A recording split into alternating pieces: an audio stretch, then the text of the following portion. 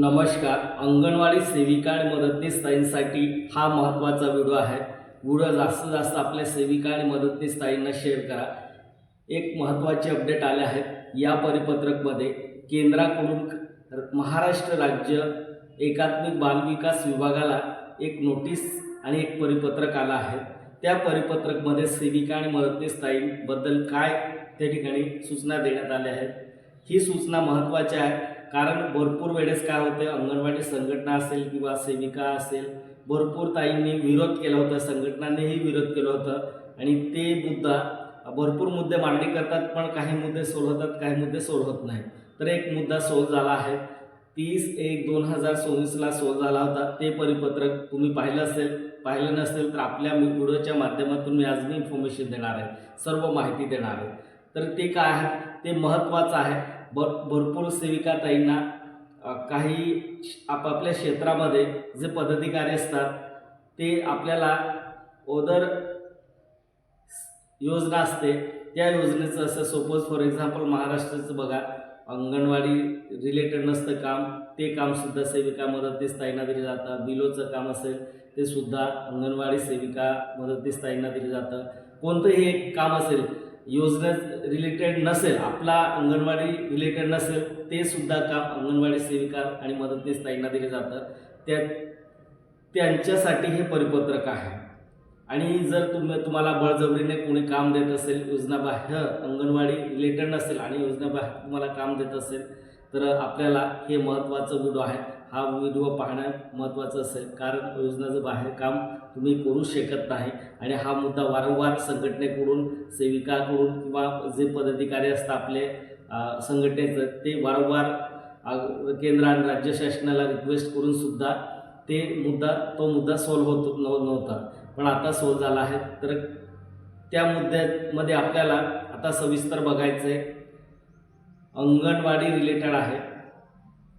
तर बघा, अंगणवाडी सेविका मदतनीस ताईंना योजनाबाह्य काम दिलं जातं. म्हणजे फॉर एक्झाम्पल असेल, संरक्षण असेल किंवा बिलोचं काम असेल किंवा लाडकी बहीणचं काम असेल किंवा असं अनेक काम आहेत, ते अंगणवाडी रिलेटेड नाही आणि ते काम अंगणवाडी सेविका मदतनीस ताईंना दिलं जातं. याच्यावर काय परिणाम होतो, जे अंगणवाडीमध्ये सेविका मदतनीस काम करतात त्यांच्या कामावर परिणाम होतो आणि त्या कामावर परिणाम झाला तर सेविका आणि मदतनीस ताईंचं मानधनावर परिणाम होतो, प्रोत्साहन भत्तावरती त्याच्यावर परिणाम होत असतो.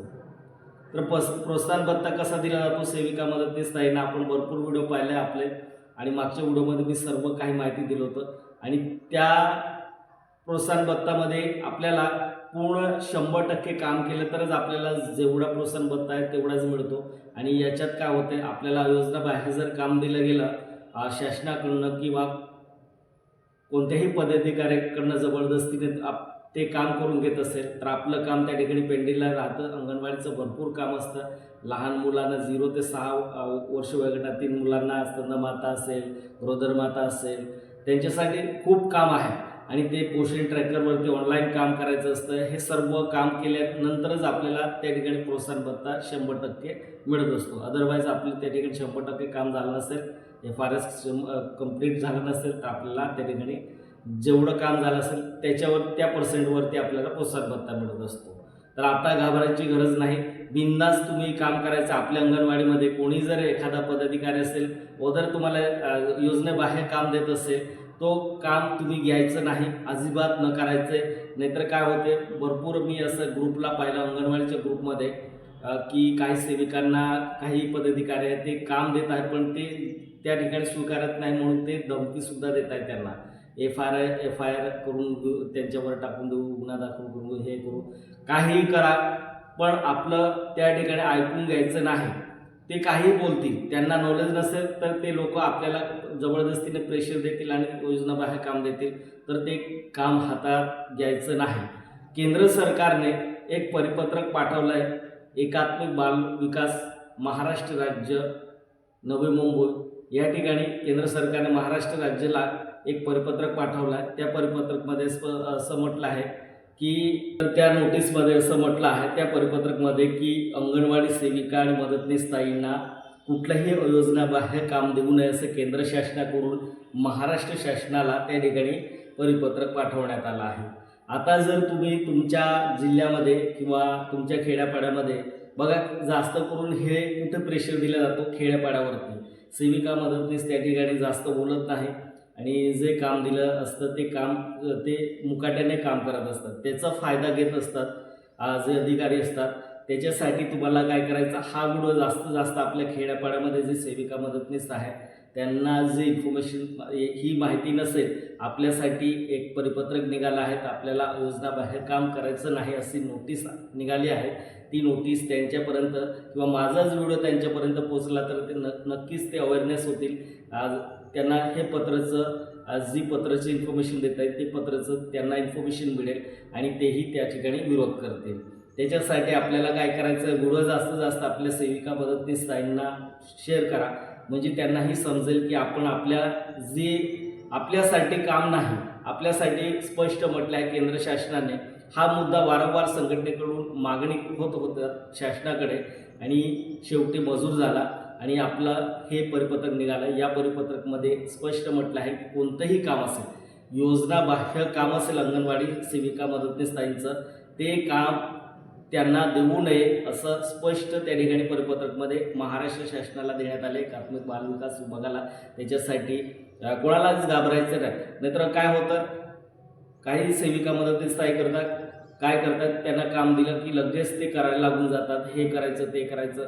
तसं करू नका. आपल्याकडे आहे परिपत्रक, ZR आहे, तो ZR त्या पदाधिकाऱ्याला व्हॉट्सअप करायचं किंवा आपल्याला प्रत्यक्ष जाऊन त्या ठिकाणी भेटायचं आणि ZR हा परिपत्रक दाखवायचं. हे परिपत्रक पाहिल्यानंतर त्यांचं माइंड त्या ठिकाणी चेंज होऊ शकतो.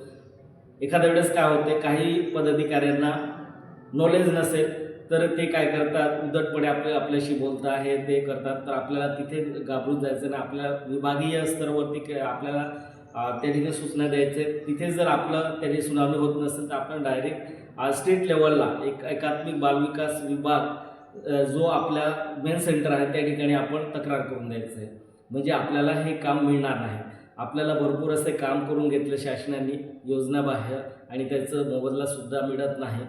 कोरोनामध्ये काम केलं सेविका मदतनीस ताईंनी, लाडकी बहीणचं काम केलं, असं अनेक योजनेचं काम करून दिलं, पण त्यांचा मोबदला मिळाला नाही. त्यांना जो मानधन देणारा होते ते मानधनसुद्धा त्यांना मिळालं नाही आणि त्याच्यासाठी आता सेविका मदतनीस ताईंचं कुठलंही त्यांना काम दिलं की त्यांना चीड येतं की नाही, आपण हे काम केल्यानंतर आपल्याला काहीच बेनिफिट होत नाही, तर आपण कशासाठी काम करायचं. बघा, सेविका मदतनीस ताईंना भरपूर सेविका मदतनीस ताई आहेत, ते काम करून घेतात, त्यांना बाकीचं नॉलेज आहे. ज्यांना कमी नॉलेज आहे त्यांना तर हे जमत नाही, बाकीचं जर असतं ते करून घेतात. पण आपल्याला त्याचा मोबदला मिळत नसेल तर कोणीच काम करू नका. ज्यांना येत असेल ते सुद्धा काम करू नका, ज्यांना येत नसेल ते सुद्धा काम करू नका. आणि प्रेशर देऊन जर कोणी देत असेल काम, तर हे परिपत्रक नक्कीच पाठवा आणि जास्तीत जास्त आपला हा व्हिडिओ शेअर करा. व्हिडिओ कसा वाटला कमेंट करून नक्की सांगा. जाता जाता एकच रिक्वेस्ट करतो, चॅनल सबस्क्राईब आणि बेल आयकॉन प्रेस करून घ्या. वेळोवेळी तुम्हाला तुमच्यापर्यंत एक नवनवीन माहिती पोहोचवण्याचा प्रयत्न करेल. धन्यवाद.